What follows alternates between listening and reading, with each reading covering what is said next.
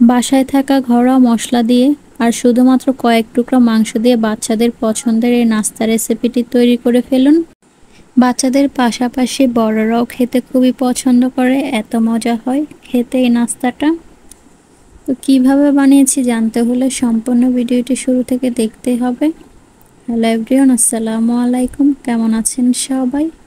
আশা করছি আল্লাহ তাআলার অশেষ রহমতে সবাই অনেক ভালো আছেন। আমরাও আপনাদের দোয়ায় ও ভালোবাসায় আলহামদুলিল্লাহ অনেক ভালো আছি। আজকের পর্বে বাচ্চাদের পছন্দের সুন্দর নাস্তা তৈরি করে দেখাবো। শুধুমাত্র কয়েকটা মুরগির মাংসের টুকরো লাগবে আর কয়েক টুকরো আলু লাগবে। তো এখানে আমি মুরগির মাংস থেকে মুরগির বুকের মাংসগুলো কিছু রেখে দিয়েছিলাম আর এখানে কিছু আলু নিয়েছিলাম। আজকে এগুলো দিয়ে নাস্তা বানিয়ে দেখাবো। আশা করছি সম্পূর্ণ ভিডিওটি আপনারা দেখবেন। যারা ইউটিউব থেকে দেখবেন, নতুন বন্ধু হয়ে থাকলে চ্যানেলটা সাবস্ক্রাইব করে আমার পাশেই থেকে যাবেন। আর যারা ফেসবুক পেজ থেকে ভিডিওটি দেখবেন, পেজটা ফলো দিয়ে সাথেই থেকে যাবেন। তো এখানে প্রথমে আমি আলু আর মুরগির মাংসগুলোকে আমি সিদ্ধ করে নেব। আলু আর মুরগির মাংসগুলো আমার সিদ্ধ করা হয়ে গেছে, এখন আমি নামিয়ে নেব। আলু আর মুরগির মাংস আমি নামিয়ে নিয়েছি, এখন আমি ঠান্ডা করে নেব। ঠান্ডা করা হয়ে গেলে প্রথমে মুরগির মাংসগুলোকে আমি ম্যাশ করে নেব হাত দিয়ে। মুরগির মাংস আমার ম্যাশ করা হয়ে গেলে এখন আমি আলুগুলোকে খুব ভালো করে ম্যাশ করে নেব। এরপর ম্যাশ করে রাখা চিকেন আর আলু একসাথে করে নেব। এইবার এখানে আমি একে একে মশলা অ্যাড করব। প্রথমে দিয়ে দিলাম 1 চামচ মরিচের গুঁড়ো, দিয়ে দিলাম 1 চামচ হলুদের গুঁড়ো, দিয়ে দিলাম 2 চামচের মতো ধনিয়ার গুঁড়ো, দিয়ে দিলাম স্বাদ মতো লবণ।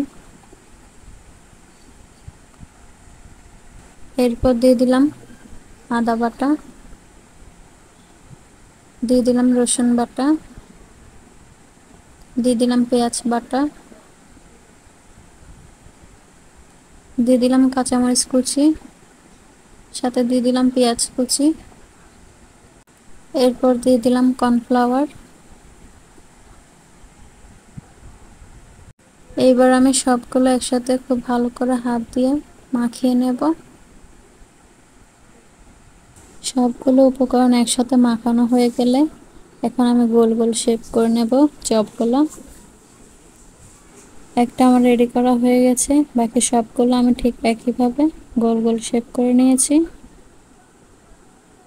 বাকি যেগুলো আছে সেগুলো আমি একসাথে রেডি করে ফিরে আসছি। দেখুন একবার কত সুন্দর লাগতেছে দেখতে। চপগুলো এবার ভাজার পালা। চুলায় কড়াই বসিয়ে দিলাম, কড়াইতে দিয়ে দিলাম সয়াবিন তেল। তেল খুব ভালো করে গরম হয়ে গেছে, এখন আমি মাংসের চপগুলো একে একে তেলের উপর দিয়ে দিলাম। খুব হালকা আছে ভাজতে হবে। ঠিক একইভাবে আমি সবগুলো দিয়ে দিব কড়াইতে।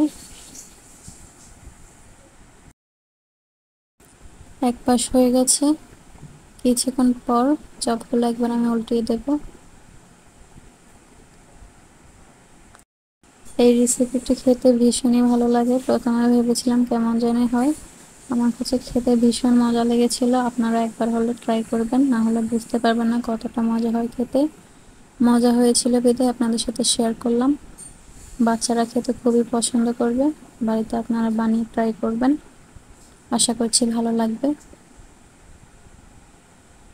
ঠিক একইভাবে সবগুলো চপ আমি ভেজে নেব। বাকি যেগুলো থাকবে সেগুলো ঠিক একইভাবে ভেজে নেব। চপগুলো আমার ভাজা হয়ে গেছে, এখন আমি তুলে নিতেছি একে একে। সবগুলো তুলে আমি নামিয়ে পরিবেশন করে নেব। সবশেষে দেখুন একবার বাচ্চাদের পছন্দের মাংসের চপ রেসিপিটা কেমন লাগছে কমেন্ট করে অবশ্যই জানাবেন। ভীষণই মজা লাগে খেতে, একবার হলেও ট্রাই করবেন।